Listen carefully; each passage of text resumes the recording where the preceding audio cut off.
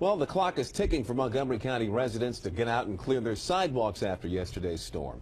The slippery walkways certainly a big concern for those who are out and about today. Montgomery County reporter Kevin Lewis continues our live team coverage from Silver Spring. Kevin.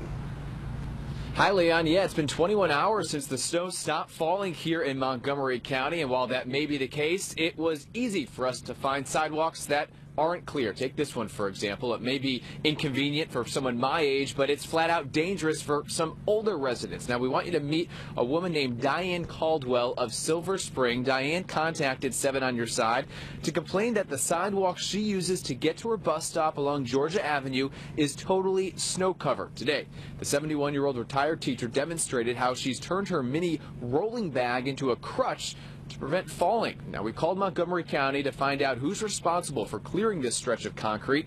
A spokesman told us it is the Maryland National Capital Park and Planning's problem. We called that agency today, but it never got back in touch, and at this hour, the sidewalk still covered in snow. We seniors are in jeopardy when we have to walk on ice to get to the bus stop, and so many of us are dependent on public transportation. So safety is my main concern. Like on that side of the street, there are no sidewalks, so this is the only way they got to go, and or else walk in the street, which is dangerous. So if they're here on the sidewalk, then it should be shoveled.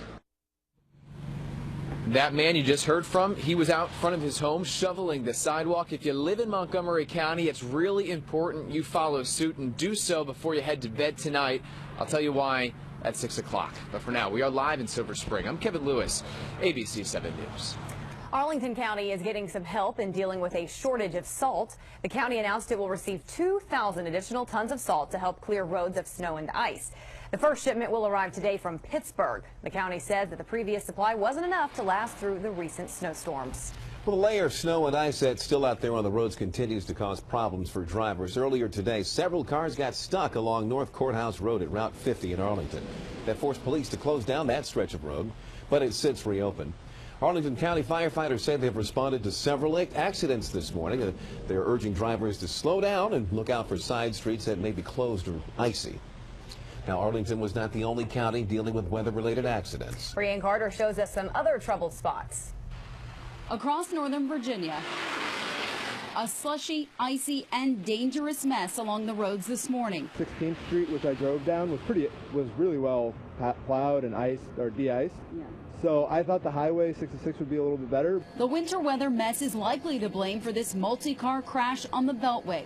Take a look. From News Chopper 7, you can see one car into the guardrail, another sitting on top.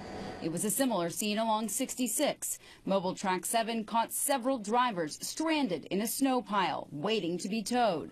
From 5 to 10 a.m., Virginia State Police say they responded to 63 crashes and 42 stuck drivers. There's a couple accidents on 66. There's a couple cars trapped.